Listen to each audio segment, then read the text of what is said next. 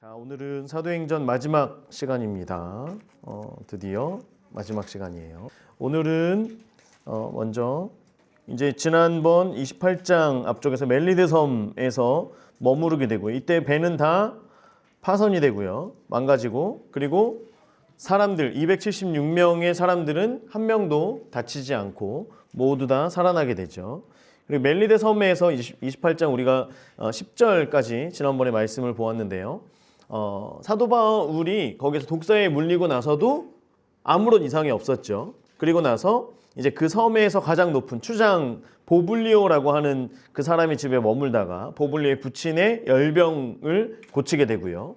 그리고 많은 섬에 있는 다른 사람들도 그들의 병을 고치게 됨으로 말미암아 후한 대접을 받게 되고, 그리고 나서 그 276명의 모든 사람들이 누구 한 사람 때문에, 사도 바울 한 사람 때문에, 그렇죠? 많은 사람들로부터 은혜를 얻게 되고 거기에서 지내다가 이제 떠나게 되는 게 11절 말씀부터입니다. 그래서 우리가 이제 11절 말씀부터 네모를 칠게요. 11절에서 15절까지 말씀, 그리고 16절부터 29절까지, 31절까지 그냥 끝까지 하겠습니다. 자, 그러면 11절 말씀부터 한번 보도록 하겠습니다. 11절. 석 달 후에, 석 달이라고 하는 시간은 겨울 동안 배가 운항하지 못했을 때의 시간을 얘기하는 거예요. 이 세 달 동안은 공식적으로 배들이 움직이지 않습니다. 배들이 움직이지 않아야 되는 때에 거의 막바지에 이르러서 갔던 게 사도 바울이 다른 죄수들과 함께 탔던 그 곡물배이고요. 그리고 그 이후에는 거의 배가 움직이지 않았다라고 보는 것이 맞습니다. 그래서 배를 운행하지 않았던 석 달을 지나고 나서, 그러면 이제 2월 달 정도가 되겠죠. 우리가 그 섬에서, 석 달 후에 우리가 그 섬에서 겨울을 난 알렉산드리아 배를 타고 떠나니. 자, 27장 6절. 자, 여기에서 사도 바울이 그 전에 27장 2절에 보면 아시아 해변 각처로 가는 아드라무테노 배에 올라서, 그리고 5절에 무라에 이르러서, 지도 보이시나요? 여기 무라에서 출발했죠. 여기에서 무라에서 탔던 배가 무슨 배예요? 6절에 알렉산드리아 배를 탔다고 하죠. 이해가 됐어요? 알렉산드리아 배를 타고 쭉 가다가 배가 어디에서 망가져요? 어디에서 망가져요? 28장 멜리데 섬에서. 뭐죠 이 분위기? 멜리데 섬에서 배가 완전히 망가지죠. 그런데 자, 오늘 보세요. 11절에 보면 그 섬에서 겨울을 난 알렉산드리아 배를 탔대요. 이건 뭐야? 배가 부활한 것. 자, 1번 배를 다시 고쳤다. 손 안 들면 벌금. 자, 1번 배를 고쳤습니다. 2번 다른 알렉산드리아 배입니다. 자, 3번 그냥 알렉산드리아 배라고 이름을 붙인 겁니다. 자, 정답은 2번이죠. 2번. 자, 배는 망가졌어요. 배는 멜리데 섬에서 사도 바울이 타고 갔던 배는 망가졌고, 알렉산드리아에서 곡물을 싣고 출발한 배들의 이름을 그냥 알렉산드리아 배라고 하는 거예요. 그런데 이제 그 배의 이름이 이제 뒤에 나옵니다. 자, 알렉산드리아 배를 타고 떠나니 그 배의 머리 장식은 뭐래요? 디오스구로. 그러니까 배의 머리에 장식의 이름이 디오스구로라고 하는 배예요. 우리 여러분 원피스 고잉 메리호, 그 제일 처음에 보면 그 앞에 그게 뭐지? 지금 생각이 하나도 안 나는데, 그 고잉 메리호의 맨 앞에 보면 이렇게 뱀 머리에 이렇게 뭐 있지? 귀여운 캐릭터 뭐 있죠? 그런 것처럼 배의 머리에 뭐가 있느냐에 따라서 그 배의 이름이 사실 정해지는 거죠. 이해가 되세요? 그 배 앞에다가 거기다가 제호의 모양을, 석상을 만들어가지고 앞에다 꽂아놨어. 제호가 이렇게 앞에서 뱀머리에서 이렇게 있어. 그러면 그 배의 이름 뭐예요? 제호배예요. 아유, 잘하시는군요. 자, 디오스구로라고 하는 머리 장식이 있어요. 자, 디오스구로가 뭐냐면 제우스의 쌍둥이 아들의 이름이래요. 그래서 그 디오스구로가 있는 별자리는 뭐 다른 건데요. 그 별자리가 뭘 뜻하냐면 항해의 수호자라고 하는 뜻이래요. 그러니까 이제 옛날에 그리스 신화나 이런 데 보면 그냥 이것저것 다 갖다가 막 붙이잖아요. 그렇죠? 제우스의 쌍둥이 아들들이 있는 그 아들들이 수호자가 아니라 그들의 별자리가 항해의 수호자이기 때문에 이 쌍둥이. 그래서 지금 이 배 디오스구로라고 하는 그 머리 장식은 머리가 몇 개일 거예요, 그러면? 2개겠죠. 한 몸에서 두 개가 아니라 쌍둥이의 얼굴이 있겠죠. 그러니까 이제 두 개일 겁니다. 뭐 그러겠죠. 자, 그래서 이 배의 이름은 알렉산드리아 배이지만 그의 이름은 뭐예요? 디오스구로. 뭐 별로 중요하지 않은데 너무 열심히 설명했네. 자, 그래서 사도 바울과 일행이 탔던 배는 깨지고 다 파손되고 다른 배를 하나님께서 예비하셨다라고, 다른 큰 배, 그때의 그 지역에 도착한 망가지지 않은 알렉산드리아로부터 온 다른 배를 예비했기 때문에 그 배에 276명이 또 함께 탈 수 있었던 거죠. 자, 배가 작았으면 이 사람들이 갈 수 있어요, 없어요? 없죠. 그 큰 배를 하나님께서 예비하셔서 그 배에 같이 타서, 알렉산드리아 배는 곡물을 가지고 결국에 로마로, 이탈리아 로마로 들어가기 때문에 그 배를 하나님께서 예비해 두셨다. 누구를 위해? 사도 바울을 위해, 하나님의 경영을 이루시기 위하여서 예비해 두셨다라고 하는 겁니다. 자, 그래서 그 다음 어디로 가요? 수라구사라고 하는 곳으로 갑니다. 수라구사에 대고 사흘을 있다가 거기에 둘러가서 레기온에 이르러 하루를 지낸 후에 남풍이 일어나므로 이튿날 보디올에 갔다. 수라구사와 레기온과 보디올 밑줄 쳤죠. 자, 그리고 남풍이 일어나므로, 여기까지 일단 밑줄을 긋게요. 지도. 자, 수라구사에 이르렀어요. 그리고 레기온에서 어디까지 가요? 어디까지 가요? 보디올까지 가요. 이해가 되세요? 자, 수라구사는 어디냐면 그 옆에 시실리라고 하는 섬의 이 당시에 수도이자 항구입니다. 지금 보이시죠, 그림이? 네. 이게 조금, 이 전체 지도가 조금 복잡하긴 한데요. 그래도 이 전체가 다 하나의 그림으로 나와 있는 지도가 이거밖에 없어요. 제가 찾아보고 만들기도 해보고 했는데 잘 안 돼가지고 조금 복잡하지만 이제 이거를 이렇게 확대해서 보는 게 가장 정확한 것 같습니다. 제가 찾아본 자료는 그래요. 그래서 이 수라구사 항구에서, 자, 보디올까지 가려면, 이 목적지가 이제 이탈리아 로마로 들어가는 거니까요. 보디올까지 가려면 바람이 뭐가 불어야 돼요? 뭐가 불어야 돼요? 남풍이 불어야죠. 그러니까 큰 배니까, 이게 작은 배면 그냥 사람들이 노를 저어서라도 갈 텐데, 큰 배니까 바람의 영향을 따라서 계속 바람을 따라 멜리데까지 이제 막 이렇게 막 가다가 멜리데까지 가게 된 거잖아요. 그러니까 마찬가지로 바람을 타고 이제 가야 되는 거예요. 그래서 지금 이제 여기에서 남풍이 불어서 수라구사에서 레기온까지 가는 거예요. 그리고 레기온에서 하루 더 있다가 남풍이 또 생긴 거예요. 그러니까 그 다음에 보디올로 쭉 올라가게 됩니다. 단번에 올라가게 돼요. 이튿날, 다음 날에 보디올에 들어가죠. 자, 보디올이 지금 이탈리아에 있는 항구 중에 제일 유명한 항구예요. 보디올. 이해가 되시죠? 이 지역에서 가장 유명한 항구입니다. 그러니까 모든 배들이, 이제 이탈리아로 들어가는 모든 배들이 이 보디올 항구에서 모인다라고 보면 돼요. 그러면 자, 이제 곡물을 실은 배가 보디올에 도착했어요. 그러면 그 다음 뭐 해야 돼요? 우리가 컨테이너를 가지고 막 가서 보디올에 도착했어요. 그러면 뭐 해야 돼요? 배에 내려야죠. 보디올에 이르러서 거기에서 곡물을 내려요. 큰 배에서 곡물을 내리기 위해서는 시간이 오래 걸리겠죠. 자, 14절 봅니다. 그걸 말씀드리려고 하는 거예요. 거기서 형제들을 만나, 보디올에서 형제들을 만나 그들의 청함을 받아, 형제들의 청함을 받아서 2일을 함께 머무니라. 7일 동안 이곳에서 함께 머물렀다라고 하는 거예요. 자, 보디올이라고 하는 항구에 갔는데 형제들을 만났대. 이 형제들은 누구일까요? 말 그대로 그리스도인들이겠죠. 자, 그러면 이 그리스도인들은 어디서 나온 거냐? 자, 처음에 사도행전 2장에서 오순절 성령 강림을 할 때에 그때의 사람들이 그때는 언어로 방언을 하게 되죠. 그리고 많은 사람들이 보면서 우리말로 한다. 저 사람들이 기도를 하는데 우리말로 기도를 하고 있다 라고 하면서 15개국의 말로 사람들이 이야기를 하는데 그 중에 로마인들도 있었다라고 하는 거예요.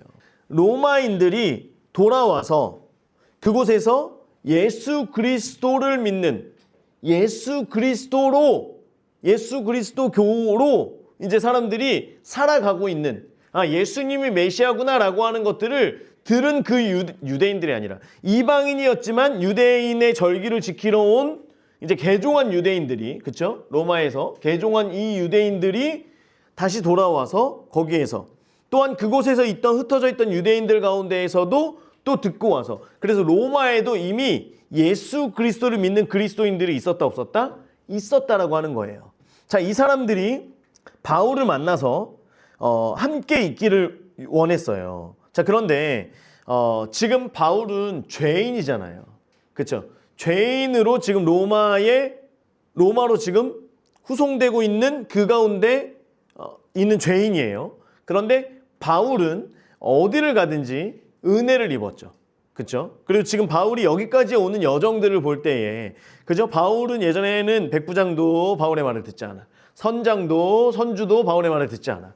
그런데 점점 바울이 이 276명의 사람들의 그 일행의 거의 중심으로 올라가게 되고요. 나중에는 사람들이 사도 바울의 말을 믿고 사도 바울이 하는 대로 그 멜리데 섬에서 했더니 276명의 사람들이 바울 한 사람 때문에 은혜를 받게 되고, 그러니까 백부장이 지금 바울에게 마음이 좋은 마음일까요? 나쁜 마음일까요? 좋은 마음이겠죠. 그러니까 백부장 율리오가 이것을 허락하는 거예요.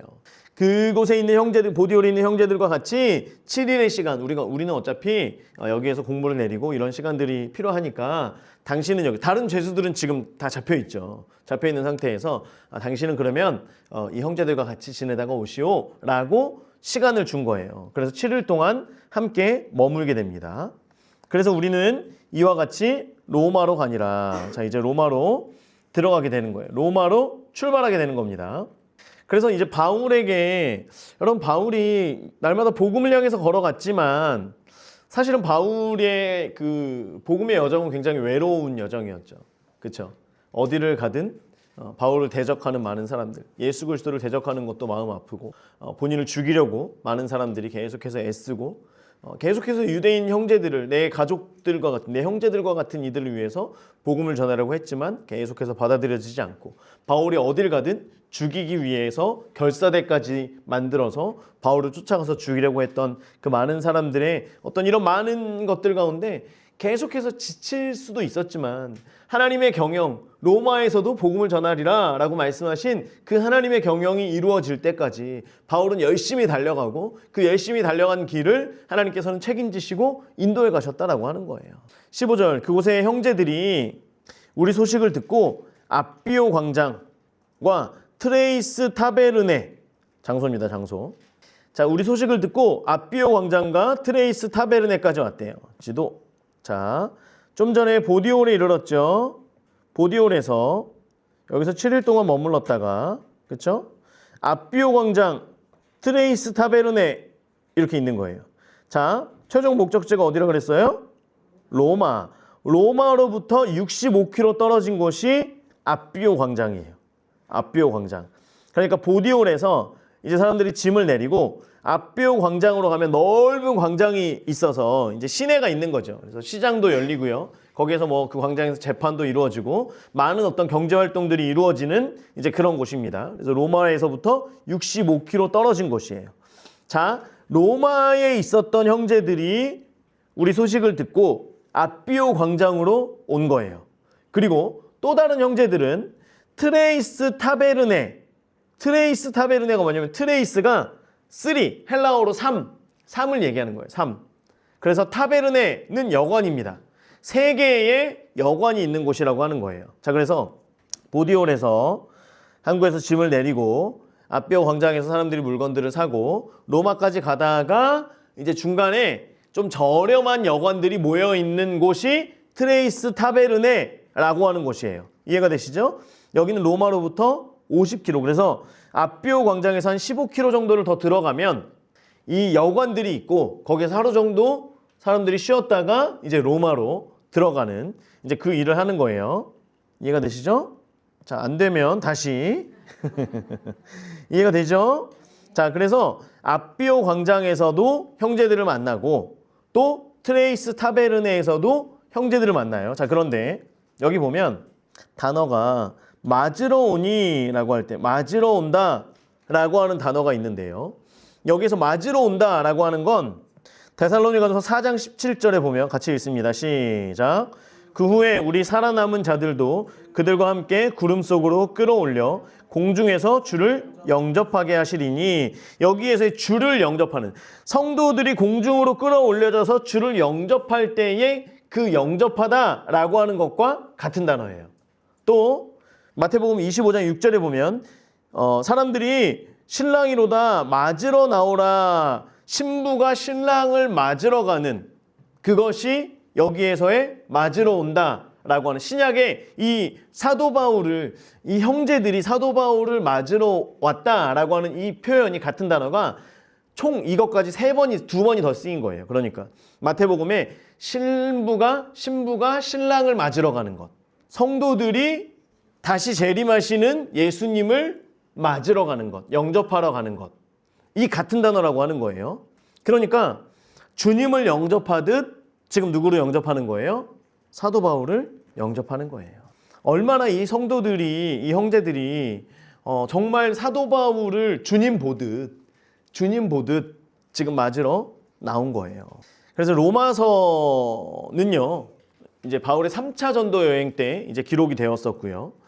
그때에 로마서를 적어서 베베를 통해서 보내고, 그리고 나중에 이제 로마에서 유대인들 추방령이 해제되고 난 뒤에 브리스길라 아굴라도 로마에 가서 사도 바울의 말씀과 이제 예수님의 말씀들을 계속해서 형제들에게 가르쳤어요. 로마에 있는 형제들에게. 그래서 로마에 있는 사람들이 이미 바울을 만나진 못했을지라도 바울에게 큰 은혜를 입었고 바울의 가르침을 받아왔던 사람들이었다라고 하는 거예요. 그러니까 그 가르침을 받아온 사람들이 이제 사도 바울을 실물 영접을 한 거예요. 여러분들이 아주 좋아하는 연예인들이 있어요. 너무 평생 동안 나 너무 만나고 싶어. 그런데 그 연예인이 갑자기 우리 교회에 온 거야. 여러분 그때 얼마나 좋겠어요. 얼마나 좋겠어요. 저희가 소울이가 아주 아기 때 디즈니랜드에서 그때 뭐가 있었냐면 안나랑 엘사를 만날 수 있는 그 집이 있었어요. 디즈니랜드에 하루에 몇 시간 가지도 못하는 그 시간 동안 우리는 2시간이 넘게 거기서 줄을 서서 말도 아직 제대로 할 줄 모르는 소울이를 그 안나 공주를 만나게 하기 위해서 오랜 시간을 기다렸어요. 소울이가 안나를 이렇게 만났는데, 안나 공주를 만났는데, 정말 진짜 애니메이션의 공주를 내가 본 것처럼 아이가 정말 표정이, 그래서 안나가 소울이를 안을 때 얘가 정말 주님 품에 안기듯 너무나 편안하게, 너무 평온하게 안기는 모습을 보면서 아내하고 줄서기 잘했다.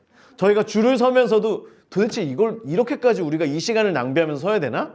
그랬는데 만나고 나서 사실 뭐 영어도 잘 못하니까 별로 할 얘기도 없어요. 그런데 이 아이를 그 공주의 품에, 엘사는 별로 안 좋아해. 그 원래 아이들이 그랬잖아요. 엘사보다 안나를 더 좋아했죠. 엘사를 더 좋아했나? 엘사구나. 엘사 품에 안기는 그 모습을 보면서 정말 기다리기 잘했구나. 이렇게 하고 정말 뭐 몇 분 되지도 않는 그 시간을 만나고 왔던 그 기억이 있어요. 와, 이 성도들이 사도 바울을 볼 때에 그런 마음으로 지금 만나는 거예요. 여러분 바울은요 자기 목숨을 걸고 복음을 전하고 싶었던 마음이 간절했었어요.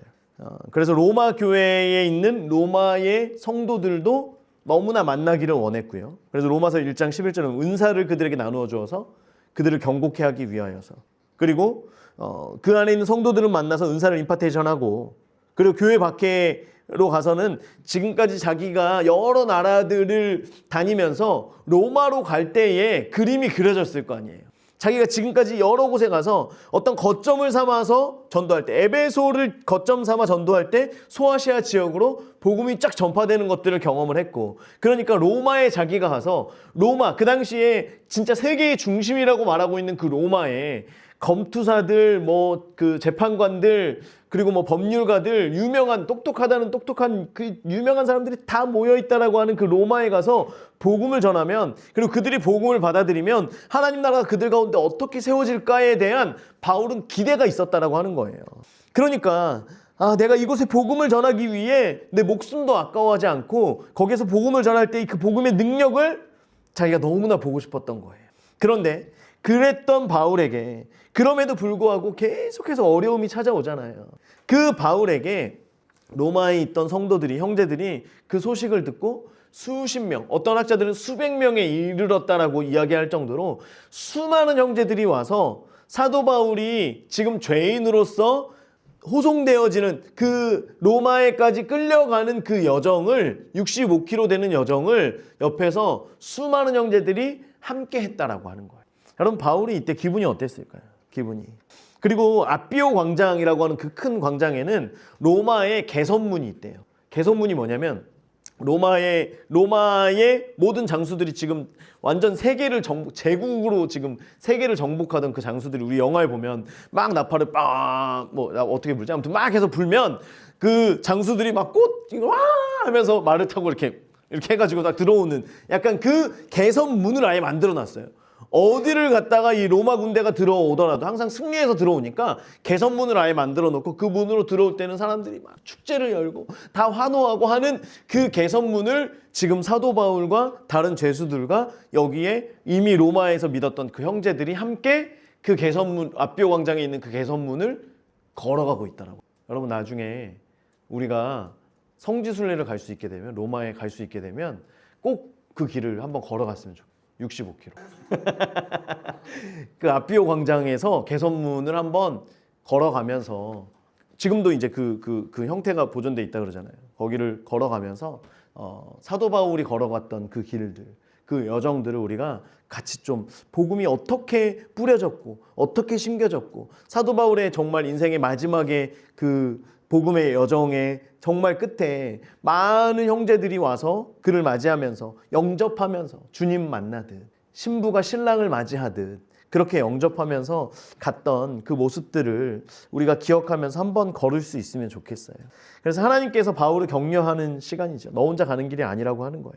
비록 사도 바울이 지금 죄수의 신분이기 때문에 막 떠들면서 가지 못했을 거예요. 그렇죠? 죄수들 다 가고 있고 사도 바울도 역시 죄수이기 때문에 막 신나서 막 그렇게 가지 못했을지라도 옆에서 함께 걸어가는 그 길들을 통하여서 바울을 위로하고 계신다라고 하는 거예요. 여러분, 우리가 신앙의 여정이 때로는 혼자인 것 같아 보일 때가 있죠. 때로는 정말 아무도 몰라줄 것만 같은, 나는 이것이 진리라고 여기고 나는 진리이기 때문에 그 길을 위해서 나는 달려가겠습니다. 갑시다. 가정에서, 학교에서, 어느 곳에서든 우리는 그 여정을 걸어가기 원하지만 때로는 나 혼자일 것 같은 때가 너무나 많다라고 하는 거예요. 하지만 우리가 공동체에 와서 함께 하는 그 형제들의 위로와 함께 누리는 그 소망을 통하여서 우리가 바울과 같이 새 힘을 얻을 수 있기를 주의 이름으로 축원합니다. 여러분들이 삶의 곳곳에서 열심히 있다가 적어도 우리가 교회의 공동체로 와서는 함께 서로 격려하고, 여기에서 뭐 다른 거 얘기하는 게 아니라 우리가 함께 나누었던 것, 우리가 신앙의 어떤 즐거움, 그 감사, 하나님 앞에 영광, 이런 것들을 계속 회복함을 통하여서 계속 우리 안에 주신 하나님 나라를 향한 그 소망, 계속해서 우리 가운데 주신 그 부르심의 사명을 함께 감당할 수 있는 저 여러분 되길 주의 이름으로 축원합니다. 자, 16절부터요. 이제 바울이 로마에 들어갑니다. 우리가 로마에 들어가니 바울에게는 자기를 지키는 한 군인과 함께 따로 있게 허락하더라. 자, 로마에 들어가니 하고서 그 중간에 이제 다른 번역본에는 백부장이 죄수들을 시위대장에게 넘겨주니라 라고 하는 말이 있어요. 그래서 우리가 로마에 들어가니 백부장이 죄수들을 시위대장에게 넘겨주니라. 바울에게는 자기를 지키는 한 군인과 함께 따로 있게 허락하더라. 자, 바울에게는 특혜가 주어졌다는 거예요. 다른 죄수들과는 다르게 특혜가 주어진 거예요. 자, 로마에서는요, 죄수들이 1대1로 군인들의 1대1이나 2대1이나 이렇게 군인들의 팔과 다리를 같이 이제 연결해 놓죠. 그래서 팔을 연결해 놓든지 해서 죄수들이 도망가지 못하게. 그래서 바울에게도 한 군인이 붙어 있을 건데 특별히 자기를 지키는 한 군인과 따로 있게 하는 거예요. 그래서 은혜를 받은 거예요. 나중에 이제 그 재판이 있을 때까지 바울을 따로 새 월세를 주는 이제 그런 집에서, 로마에 월세를 주는 집에, 월세방에, 월세집에 따로 살 수 있도록 허락을 해준 거예요. 자신의 돈을 가지고, 이게 군인들이 그 집을 빌려가지고 하는 것도 다 해결해 주는 게 아니고 네가 알아서 해. 네가 알아서 하는데 대신 너는 감옥에 있지 않아도 돼. 왜냐하면 너에게는 아직 이런 죄가 없고 이미 많은 사람들이 바울을 향하여서 좋은 마음을 가지고 있고 또 좋은 편지들, 상소를 올렸을 것이고, 그러니까 바울을 지금 누구에게? 그 시위대장에게 이제 이관하면서 이런 상황들을 얘기를 해줬겠죠. 그러니까 바울이 이곳에서도 은혜를 입어서 다른 죄수들과는 다르게 집에서 이제 이 시간들을 보낼 수 있도록 재판이 있을 때까지 거기서 따로 기다려라라고 하면서 이제 이렇게 하는 거예요. 물론 어떤 완전한 자유는 없겠죠. 막 돌아다니고 이렇게 하는 건 어렵겠지만 그래도 이제 집 안에서 좀 자유롭게 있을 수 있는 어떤 이런 시간들을 허락했다라고 하는 거예요. 그래서 로마서 8장 28절에 보면 여기 있다. 같이 읽습니다. 시작. 우리가 알거니와 하나님을 사랑하는 자 곧 그의 뜻대로 부르심을 입은 자들에게는 모든 것이 합력하여 선을 이루느니라. 아멘. 여러분, 바울의 모든 여정들 가운데에서 풍랑도 사람도 어떤 모든 환경들은 바울을 죽이려고 했. 독사가 바울을 물어서 죽이려고 했지만 하나님께서는 그 가운데에 은혜를 있게 하셔서 사람들 위에 서게 하시고 하나님이 어떤 분인지를 나타내시게 하시고 바울을 들어 올리십니다. 풍랑 가운데에서도 바울을 죽이려고 하였지만 하나님께서 함께 하심으로 말미암아 그곳에서 바울이 들어 올려지게 되고요. 그래서 사람들 앞에 서게 되고 바울이 리더가 되어져서 세상에 답이 되어지는 사람으로 살아가게 하세요. 하나님께서는 그 모든 환경들을 인도하셔서 사단은 계속해서 우리를 참소하고 계속해서 우리를 건드리고 넘어뜨리려고 하지만 하나님께서는 우리가 하나님께 붙어 있기만 하면 하나님께서는 그 모든 상황들을 통하여서 선을 이루어가는 길로 인도하신다라고 하는 거예요. 여러분들이 지금 어떤 환경 가운데 있든지 나의 상황이 어떠하든지 하나님께서는 이것을 우리를 절망으로 이끄시려고 하는 것이 아니라 그 모든 일들을 통하여서 결국에는 하나님의 하나님 되심, 특히 하나님의 사람들이 어떻게 이 땅을 정복하며 살아가는지 어떻게 세상에 답이 되는지 이것을 알려주기를 원하신다라고 하는 거예요. 그래서 우리가 하나님의 인도하심을 계속해서 구하고 하나님의 음성을 듣고 주시는 음성대로 순종하며 나아가길 주의 이름으로 축원합니다. 자, 17절. 사흘 후에 바울이 유대인 중 높은 사람들을 청하여 그들이 모인 후에 이르되 이제 바울은 항상 유대인 전도가 우선입니다. 회당에 가서 먼저 유대인들을 전도하고요. 유대인들을 받아들이지 않으면 그 다음 이방인들을 향해서. 바울은 항상 하나님께서는 이방인의 사도로 부르셨다라고 말씀하셨지만 바울의 마음은 항상 유대인을 향하여 먼저 있었어요. 그렇죠? 그래서 이때에도 가서 먼저 유대인 중 높은 사람들을 청하여서 그들이 모인 후에 이르되 여러분 형제들아 내가 이스라엘 백성이나 우리 조상의 관습을 배청한 일이 없다 라고 얘기를 하는 거예요. 그래서 우리 이스라엘 백성이나 우리 조상의 관습, 저 할례에 대해서도 반대한 적이 없고요. 우리 절기에 대해서도 반대한 적이 없고요. 성전에 대해서도 저는 불교를 행한 적이 없습니다. 이제 이런 것들을 얘기하는 거예요. 배척한 일이 없습니다. 그런데 예루살렘에서 로마인의 손에 죄수로 내준 바 되었으니 그래서 로마에 있는 유대인 형제들을 향하여서 그들이 오해하지 않도록 자기를 변명하는 일을 하는 거예요. 복음을 전하기 위해서. 자, 그래서 18절.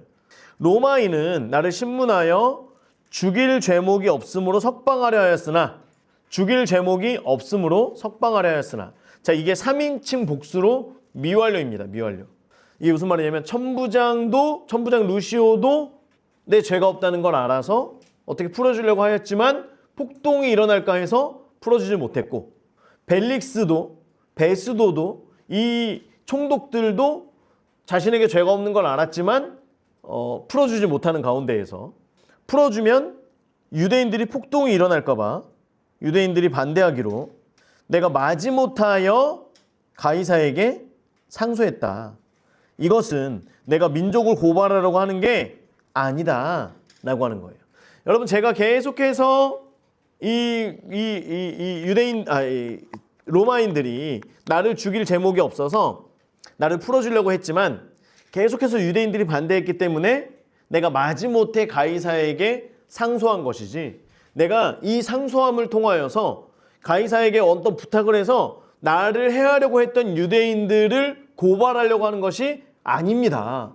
최선을 다해서 그곳에 있는 유대인들의 감정을 건드리지 않는 거예요.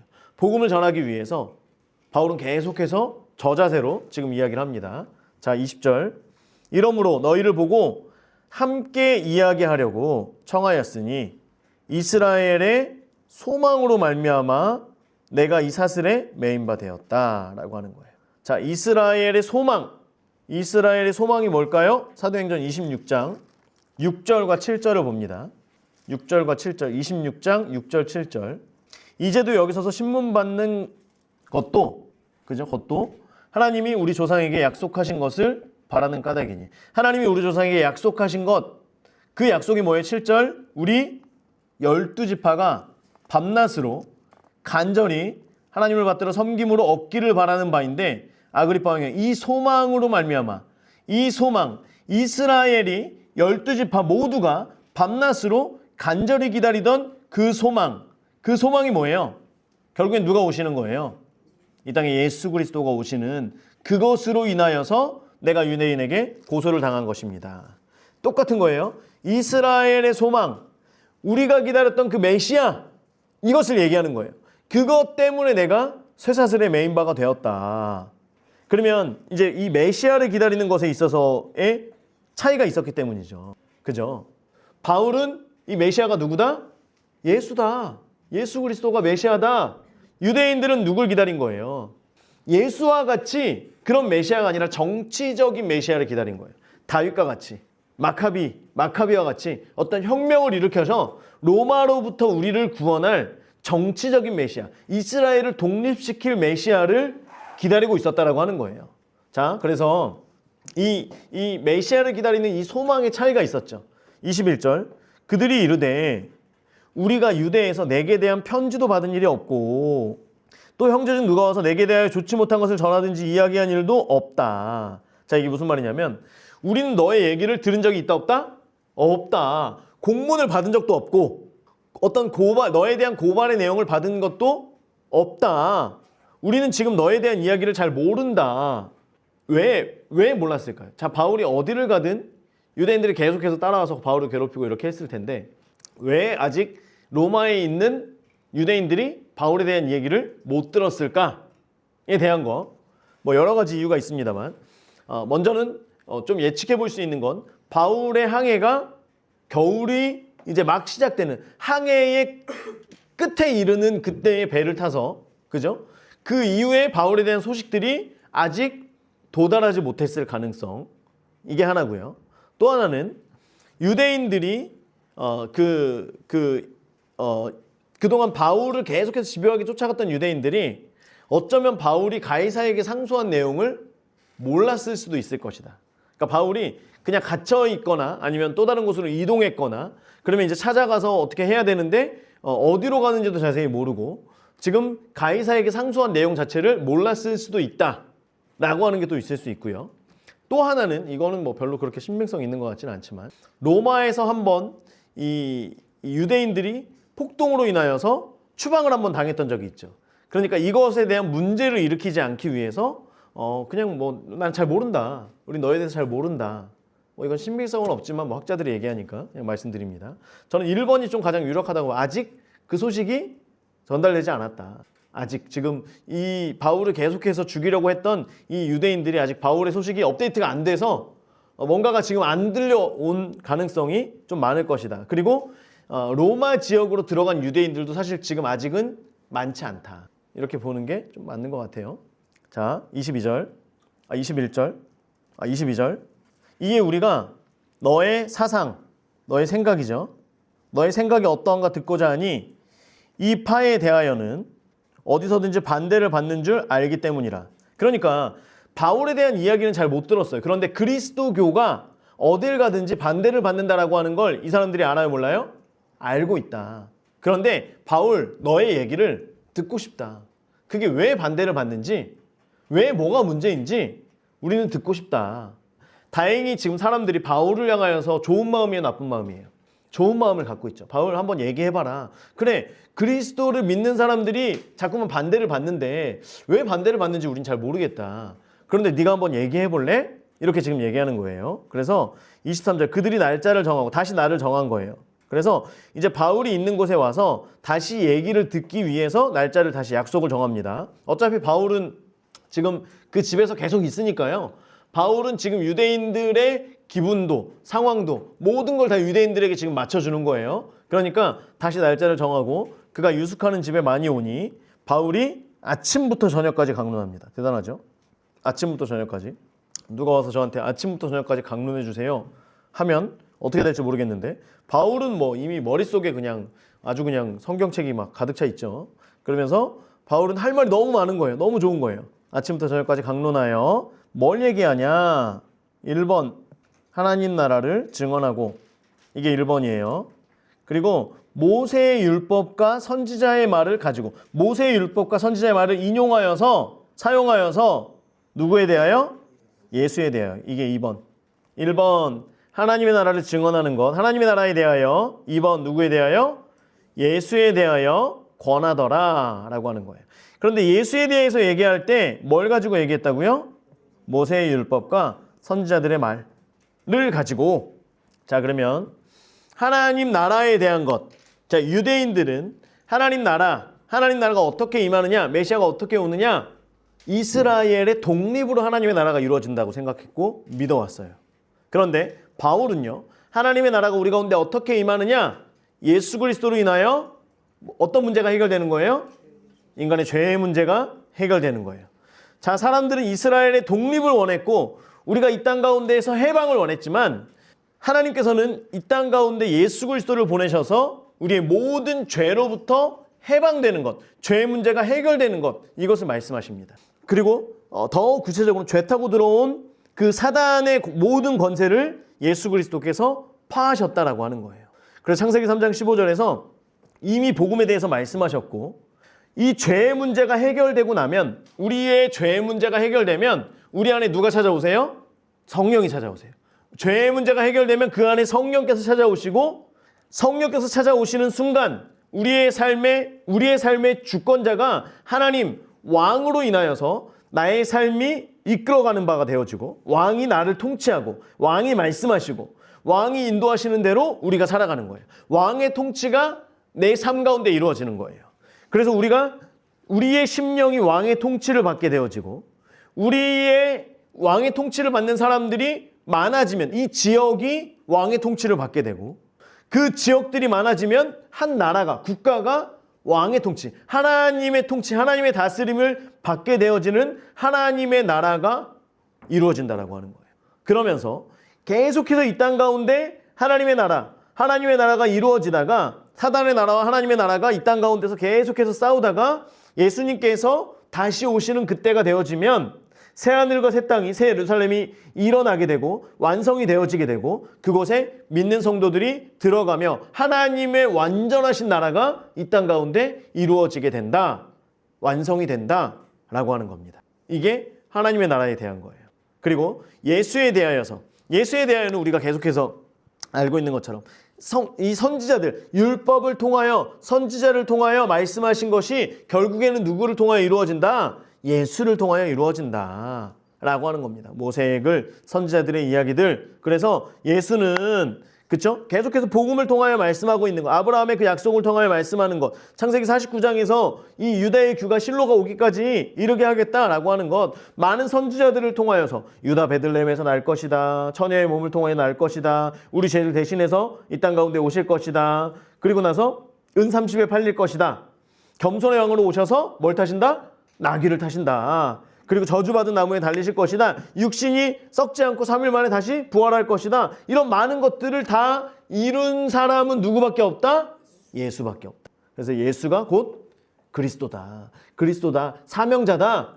어떤 것을 위한 사명자다? 죄의 해결, 죄의 문제의 해결을 위하여 이 땅 가운데 오신 사명자다. 예수가 곧 그리스도다 라고 하는 것을 이야기한 거예요. 그곳에 있는 유대인들에게 아침부터 저녁까지 계속 하나님의 나라와 예수에 대한 걸 계속해서 얘기합니다. 자, 이 말을 들은 사람들 중에 어떤 사람들이 있어요? 믿는 사람도 있고 믿지 않는 사람도 있겠죠, 당연히. 믿는 사람, 믿음은 들음으로부터 난다고 듣다 보니까 맞네, 그래, 맞네, 그래, 이게 성경에서, 구약에서 율법이랑 선지자들이 말한 게 이게 무슨 말인지 몰랐는데 그랬어, 맞네. 여러분, 우리가 말씀을 읽을 때도 신약 성경에 있는 말씀들을 읽고, 그리고 여러분 우리가 계속해서 오중직임이나 구속사에 대한 말씀들을 듣다가 보면 이 말씀들이 성경에서 맞네, 성경에서의 그 퍼즐들이 맞춰지잖아요. 물론 우리가 성경을 잘 모르니까 이 퍼즐을 잘 못 맞추지만, 그렇죠?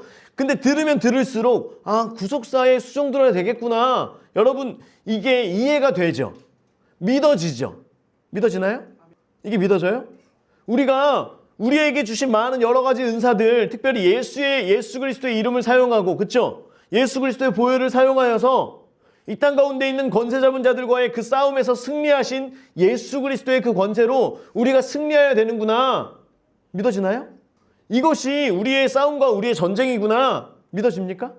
안 믿어지나요? 안 믿어져요? 성경에서 계속해서 말하고 있잖아요. 이것을 우리가 알면 알수록, 배우면 배울수록, 그렇죠? 어떤 여러 가지 은사에 대한 것들도 은사만 쫓아가자는 게 아니에요. 그런데 그 은사적으로 말씀하고 있는 것들, 성경에서 말하고 있는 게 때로는 어렸을 때부터 자꾸만 들어왔던 거예요. 야, 이거는 사도행전은 그때 이 신약 시대 때 그 얘기잖아. 지금 우리 시대에는 이게 다르지. 이게 다르다는 말이 어디 나오냐 도대체. 성경에 어디 있어요? 사도행전의 말씀이 28장에서 끝나지 않고 뭔가가 지금 이게 여러분 사도행전이 서신서예요. 사도행전 1장을 한번 봐봐요. 사도행전 1장을 보면 누구에게 쓴 거예요? 데오빌로 각하에게 쓴 거잖아요. 그쵸? 데오빌로 각하에게 서신서를 써놓고 그리고 나서 맨 뒤에 보면 그러니까 데오빌로 각하여 당신이 뭐 이 이야기를 듣고 어쩌고 이렇게 해서 마치는 내용이 있어요 없어요? 끝인사가 있어요 없어요? 끝인사가 없어요. 여러분 사도행전의 그 이야기, 사도행전에서 말하고 있는 계속해서 하나님의 음성을 듣고 선지자들과 함께 이 오중죽임에서 말하는 대로 선지자들이 세워지고 교사들이 가서 가르치고 복음전들이 가서 복음을 전하고 이런 역사들이 계속해서 일어나고 성령께서 계속해서 사도 바울에게도 말씀하시고 선지자들을 통해서 사도 바울에게 또 말씀하시고 성령께서 말씀하신 대로 그대로 또 이루어 가시고 이것들이 여러분 단순히 무슨 어디 저 구약의 모세오경에서 이게 아니라 예수님이 이 땅 가운데 오시고 부활하시고 하늘로 가신 이후에 성령을 보내주시겠다 말씀하시고 그 성령 시대가 지금까지 이루어지고 있는 이 땅, 지금 이 시대 가운데 마지막 아브라함에게 약속하신 그 세 번째 복, 천하만민이 복받는 대로 이루겠다고 약속하신 그 약속이 지금 다 이루어졌어요? 안 이루어졌어요? 안 이루어졌잖아요. 지금 우리가 그 약속 가운데 있잖아요. 지금 성령 시대를 살아가고 있잖아요. 그런데 많은 사람들이 성령은 왜 끝났다라고 얘기해요? 여러분 말씀을 보면 볼수록 계속해서 성경이 우리를 향하여 말씀하고 있는 두드리고 있는 그 말씀들에 우리가 귀 기울이고 순종할 수 있기를 주의 이름으로 축원합니다. 여러분 사람들이 가지 않으면 그러면 되는 거예요? 많은 사람들이 가면 그 길로 따라가면 되는 거예요? 많은 교회가 간다고 그 길로 따라가면 되는 거예요? 그러면 다 옳은 건가요? 사람들이 가면 그 길로 다 그냥 가는 게 맞는 거예요? 그게 아니라는 거예요, 여러분. 왜 계속해서 성령에 대해서 이야기를 하고 왜 계속해서 어떤 이런 치유축사나 예언에 대해서 이야기를 하냐면 말씀이 이것을 통하여 복음을 전했기 때문이에요. 복음을 전하는데 여기서 만약에 가서 복음을 전하는데 바울이 저기 어디야? 저기 에베소 교회 성도들이 택배로 돈을 보내줘가지고 바울이 그걸로 물티슈를 사가지고 건빵을 사가지고 아니면 이때에 있는 것들도 있을 거 아니에요. 휴지나 뭔가가 비누는 이때 없었나? 뭐가 있었을 거 아니에요. 그쵸? 구제하던 그것들이 있었을 거 아니에요. 음식을 사가지고 바울이 가는 곳마다 바울과 그 형제들이 같이 음식을 많이 가지고 가서 그쵸? 어디 고아원에 가가지고 음식을 풀고 먹지 못하는 사람들이 있는 데 가서 음식을 막 갖다가 주면서 복음을 전하고 이런 얘기들이 있으면 당연히 그 길을 해야죠. 그런데 그게 아니라 그 일이 없잖아요. 여러분 이게 틀렸다는 게 아니라 이것도 해야 되지만 우리가 뭐에 더 집중해야 돼요? 하나님께서 주시는 그 성령의 능력으로 복음을 전하고 그 능력으로 사람들을 향하여 다가가고 그것으로 사람들의 마음을 열고 거기에 말씀을 넣고 이것이 계속해서 성경에서 이야기하고 있는 것인데 왜 우리는 물티슈와 건빵은 맞고 성령은 틀리냐는 거예요. 여러분 제가요. 물티슈와 건빵이 틀리다는 게 아니에요. 시대적으로 당연히 해야죠. 그런데 왜 물티슈와 건빵은 맞는데 성령은 틀리냐는 거예요. 이거는 틀리잖아요. 아리나 어떻게 생각하니? 아빠가 지금 너무 화가 났어? 캄다운 하세요. 여러분 물티슈로도 하세요. 그런데 성령으로 더 하세요. 성령으로 더 해야죠. 더 힘써야죠. 더 하려고 노력해야죠. 물티슈 가기 뻘쭘하잖아요. 그런데도 열심히 해가지고 했잖아요. 성령은 이미 성령께서 말씀하시고 여기에서 성경에서 우리에게 함께 하신다라고 그렇게 이루어 가시겠다고 이미 예수의 이름으로 승리하게 하셨다라고 말씀하시는데 왜 죄나 왜 질병이나 왜 공중권세 잡은 자들을 향하여 꾸짖는 것에서는 건빵 하나 주는 것만 못하게 우리가 행동하고 있냐는 거예요. 건빵 하나 물티슈 하나 주면은 뭐라도 주는 것 같잖아요. 여러분 이 죄사함의 문제 이 성령의 능력 이것을 주는 게 그들에게 훨씬 더 유익하다는 걸 우리가 알고 있잖아요. 이 사람들에게 이 건빵과 물티슈가 더 유익하겠어요? 아니면 이 사람의 죄의 문제가 해결되고, 이 사람의 질병의 문제가 해결되고, 우울증이 해결되고, 이명이 해결되고, 우리가 계속 얘기하는 불면증이 해결되고, 이게 더 낫겠어요? 건빵이 더 낫겠어요? 당연히 이게 더 낫잖아요. 성령의 능력과 나타나심이 더 맞잖아요. 그런데 왜 우리는 이걸 부끄러워하고 말하지 못하고 자꾸만 이거 말하면은 어디 가가지고 무슨 이상한 2단, 3단인 것처럼 왜 이런 기분을 우리가 갖고 있냐는 거예요. 성경에서 분명히 얘기하고 있는데 여러분 우리가 말씀대로 갈 수 있길 주의 이름으로 축원. 그러면요. 뭐 오늘 말씀에서처럼 믿는 사람도 있고 믿지 않는 사람도 있어요. 믿지 않는 사람, 받아들이지 않는 사람이 있어요. 똑같아요. 건빵으로 하면 받아들이는 사람 더 많아요? 아니에요. 똑같이 받아들이는 사람이 있고 안 받아들이는 사람이 있어요. 우리가 성령으로 복음의 메시지로 성령의 능력으로 전해도 받아들이는 사람이 있고 받아들이지 않는 사람이 있어요. 있다는 거예요. 다 받아들이지 않아요. 바울도 다 받아들였나요? 아니에요. 아니에요. 하지만 성경에서 말하고 있는 그 방법대로 우리가 행해보자. 그러면 성령께서도 책임지시겠다라고 말씀하셨기 때문에 우리가 해보자는 거예요. 그래서 믿지 않는 사람 계속해서 반대하는 사람들도 있었다라고 하는 거예요. 생각이랑 충돌이 되죠. 왜냐하면 우리가 그동안 들어왔던 것과 너무나 다른 거예요. 이해가 될 수가 없는 거예요. 자, 25절. 서로 맞지 아니하여 흩어질 때. 이 문제가 뭐냐면 믿는 사람들은 남아야 되는데 다 흩어져. 야, 가! 야! 다 흩어져. 됐어. 아이, 치라! 그러면서 막 다 흩어지는 거예요. 그렇죠? 이 흩어진다라고 하는 건 불일치하여 흩어졌다라고 하는 거예요. 이 안에 불일치함으로 흩어진다라고 하는 메시지가 있습니다. 자, 바울이 한 말로 이르되 성령이 선지자 이사야를 통하여 너희 조상들에게 말씀하신 것이 옳도다. 일러스되 26절부터 보면 여러분 성경책에 보면 기억 찾으셨나요? 이 백성에게 가서 앞에 기억. 자, 기억을 따라가 봅니다. 뭐라고 써 있어요? 이사야 6장 9절 10절 말씀입니다. 자, 이사야 6장 9절과 10절 말씀이에요. 이 백성에게 가서 말하기를 너희가 듣기는 들어도 도무지 깨닫지 못하며 보기는 보아도 도무지 알지 못하는도다. 이 백성들의 마음이 우둔하여져서, 우둔하다라고 하는 건 살찌다라고 하는 거예요. 마음에 살이 쪘다는 거예요. 마음이 비대해졌다는 거예요. 복음이 들어갈 자리가 없다는 거예요. 마음에 살이 쪘다. 그 귀로는 둔하게 듣고 그 눈은 감았으니 이는 눈으로 보고 귀로 듣고 마음으로 깨달아 돌아오면 내가 고쳐줄까 함이라 하였으니. 자, 이게 무슨 말이냐면 지금 사도 바울이 이 이사야서에 있는 말씀을 인용해서 지금 믿지 않고 가는 사람들을 향하여 말하는 게 지금 축복의 말 같아요? 어떤 공격적으로 저주의 말처럼 보여지나요? 여러분 이게 축복의 말처럼 보여져, 저주의 말처럼 보여져요? 약간 저주의 말처럼 보여지죠. 자, 복음을 듣지 않고 가는 사람들을 향하여서 사도 바울이 이 말을 합니다. 자, 그런데 이 말의 뜻이 뭐냐면 이 정확한 의미가 뭐냐면 이사야서의 예언인데요. 같은 말인데요. 여호와께서 이르시되 가서 이 백성에게 이르기를 이사야 너로 말하라고 하는 거예요. 너희가 듣기는 들어도 깨닫지 못할 것이요 보기는 보아도 알지 못하리라. 이렇게 말을 하면 그 백성의 마음을 둔하게 하며 그들의 귀가 막히고 그들의 눈이 감기게 하라. 하나님께서 하시겠다는 거예요.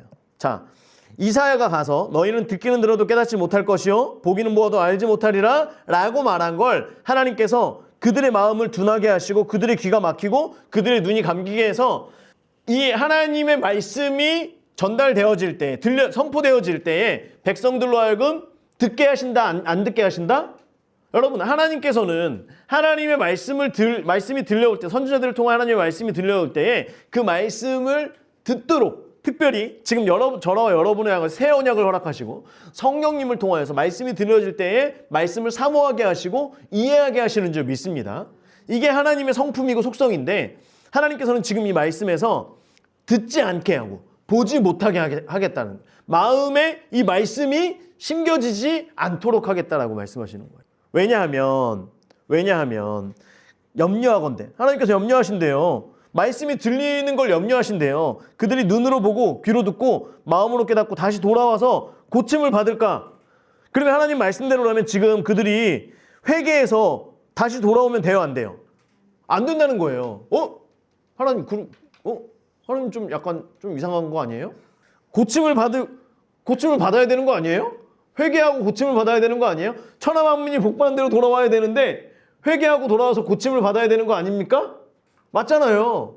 그런데 그게 아니라는 거예요. 왜냐하면 이 이스라엘 백성들로 하여금 멸망하기에 이르기까지, 그래서 자신들의 죄가 어떠한지를 알게 되기까지, 마지막에 그루터기를 남겨놓으시는 그때까지 이들이 그 말씀을 듣지 않고 계속해서 하나님의 말씀을 듣지 않고 그들의 마음에 심지 않고 귀로 듣지 않고 눈이 닫아져서, 그래서 이 말씀들이 들려오지 않아야지만 하나님 여호와 하나님의 그 심판, 예언하신 그 심판이 이르고 심판이 이르렀을 때 그들이 회개하여 돌아올 수 있기 때문에 더 이상 말씀이 들리지 않고 말씀이 보이지 않도록 하겠다라고 하나님께서 말씀하신 그 말대로 너희들에게 이루어진다, 이 얘기를 하고 있는 거예요. 그러니까 결국에 듣는 사람들은 천국 가고 듣지 못하는 사람들이 지옥 가라.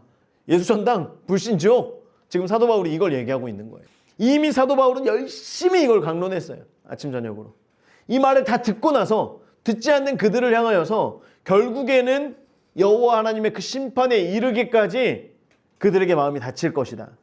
하나님의 때에, 하나님의 정하신 그때에 그들이 말씀을 들을 것이고 계속해서 말씀을 듣지 않으면 결국에는 멸망하여 심판을 받을 것이다 라고 하는 걸 지금 바울이 얘기하고 있는 거예요.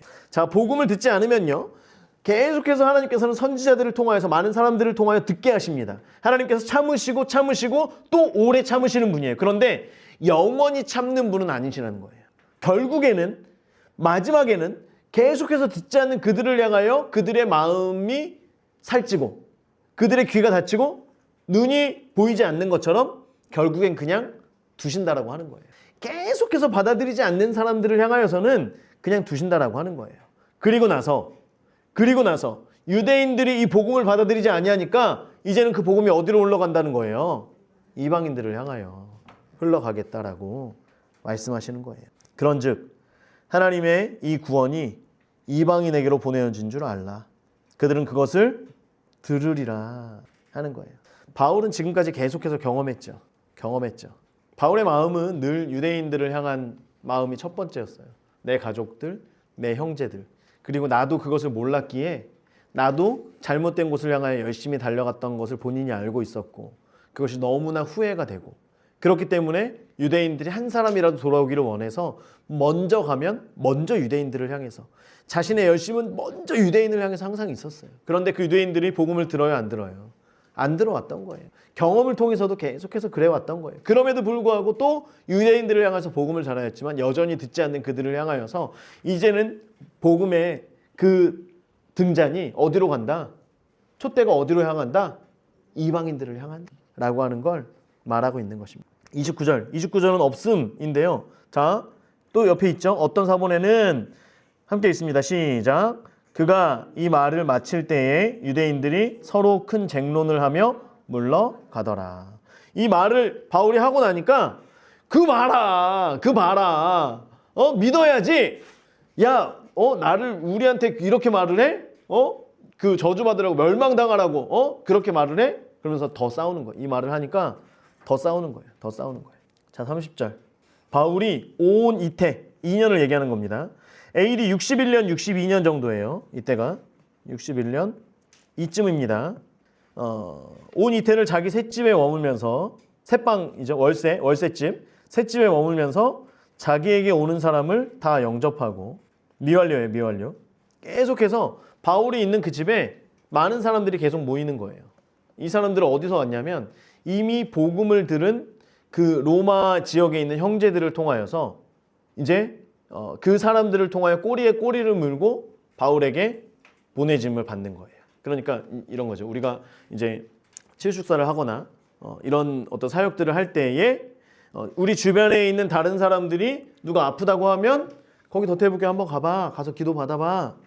그러면 나을 수 있을 거야. 좀 달라질 수 있을 거야. 회복될 수 있을 거야. 어떤 이런 말들을 통해서 이 교회 성도들이나 아니면 경험을 한 많은 사람들이 본인들이 직접 하지 않고 이제 교회로 보내서 사역자들을 통해서 어떤 사역을 받게 하는 것처럼 이미 로마 지역에 있는 많은 사람들이 이렇게 얘기하다가 예수 그리스도를 얘기하다가 나도 그거 듣고 싶은데 그래. 그럼 마치 바울 선생님이 이곳에 있다 마침. 한번 가서 들어볼래? 라고 하면서 사람들을 계속 갖다 보내는 거예요. 이해가 되시죠? 그러니까 여기서 있는 2년 동안에 고객이 끊기지 않는 거예요. 바울에게 와서 말씀도 들었겠고요. 병고침도 받았겠죠. 여러 가지 일들을 통하여서 바울에게 계속해서 사람들이 왔겠죠. 이 사람들이 다 영접하고 31절 하나님의 나라를 전파하며 주 예수 그리스도에 관한 모든 것을 담대하게 거침없이 가르치더라. 아멘. 여러분 복음은요 끝나지 않습니다. 복음의 여정은 끝나지 않아요. 하나님께서 우리를 향하여서 사도행전 28장에 뭔가 이게 끝나는 게 뭐 편지도 아닌 것이 뭔가가 마침표도 제대로 없고 뭔가 이렇게 애매하게 끝납니다. 복음은 우리가 모든 인류가 이 복음을 들을 때까지 전해야 되는 줄 믿습니다. 저와 여러분뿐만 아니라 이 말씀을 읽은 사도행전을 본 모든 사람들이 복음에 대한 그 책임감과 복음에 대한 열정을 가지고 어느 곳이든 우리가 열방을 향하여 나아갈 수 있는 준비를 해야 되고요. 또한 부르실 때 그곳에 가서 우리도 복음을 전할 수 있는 한 사람 한 사람으로 세워져야 될 줄 믿습니다. 그래서 이제 사도행전을 마칠 때 많은 목사님들이 그렇게 얘기하세요. 이제 사도행전 29장은 누가 써야 된다? 내가 써야 됩니다. 내가 써야 됩니다. 여러분들이 쓰십시오. 단 성령을 받으시고 성령의 인도하심을 따라 여러분들이 사도행전 29장의 말씀을 써내려가는 저와 여러분 될 수 있기를 주의 이름으로 축원합니다. 기도하겠습니다. 하나님 감사합니다. 사도 바울처럼 우리도 복음 전하는 자리에 있게 하시고 바울이 가졌던 그 열심처럼 또한 그가 가졌던 방법과 같이 우리가 성령님을 더 사모하고 의지하여 우리에게 주시는 각자의 은사를 따라 그 부르심을 따라 또한 걸어가게 하시고 그 길 가운데 하나님의 경영이 이루어지게 하시고 또한 우리가 외로울 때 우리가 힘들 때에 지칠 때에도 나와 함께 하시며 위로하시는 주님의 그 행하심을 우리가 경험하게 하여 주시고 또한 복음이 전해지는 그곳에 하나님의 성령님의 그 나타나시는 일들을 통하여서 병고침의 회복 또한 많은 사람들이 귀신 들렸던 자들도 그들의 사로잡힘에서 노인바 되어지게 하시고 여러 가지 많은 일들을 통하여서 이 표적들로 사람들의 마음이 열리고 또한 그 사람들에게 복음을 전할 수 있는 그 마음밭 되게 하셔서 하나님 우리가 어딜 가든 우리 주 예수의 이름의 그 권세와 능력으로 선포하며 그곳을 하나님의 나라가 되게 하고 그곳에 하나님의 나라가 임하게 하는 그러한 역사에 쓰임받는 한 사람 한 사람 되게 하여 주시옵소서. 감사를 드리며 예수님의 이름으로 기도드립니다. 아멘. 수고하셨습니다.